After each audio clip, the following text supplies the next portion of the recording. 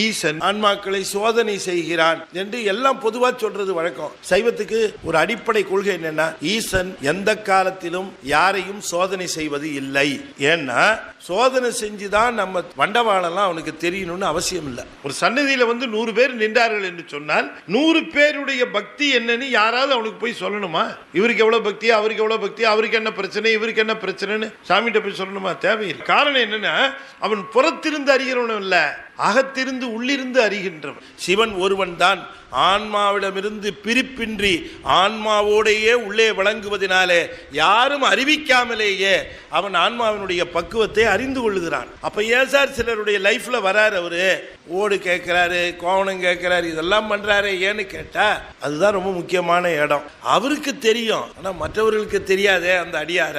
எனவே இந்த அடியாருடைய பெருமையை இந்த உலகம் அறிய வேண்டும் என்பதற்காக அவரிடம் இந்த திருவிளையாடலை நடத்திய காரணமாக உலகத்திலே இருக்கிறவர்கள் இப்படிப்பட்ட அடியார்களை தெரிந்து கொள்ளுகிறார்கள். எனவே தன்னுடைய அடியார்கள் பெருமையை உலகத்தவர் தெரிந்து கொள்ள வேண்டும் என்பதற்காக சிவன் வருவானே தவிர அவர்களை உண்மையான பக்தியை சோதிப்பதற்காக சிவம் ஒரு காலத்திலும் வருவதில்லை.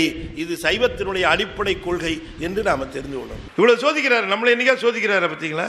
தெரியும், நம்ம வண்டவாளெல்லாம் சோதிச்சு தான் தெரியணுமா? நம்ம பக்தியோட லெவல் என்னங்கிறது அவருக்கு தெரியும். உள்ளே இருக்கிற சிவம் தெரியுது, இது என்ன நினைக்குது, இது என்ன யோசிக்குது, இது சாமியவே எப்படி ஏமாத்தலான்னு யோசிக்குது. நீ ஏமாத்தலான்னு நினைக்கும் போதே சாமி உங்களுக்கு தெரிஞ்சிருச்சா?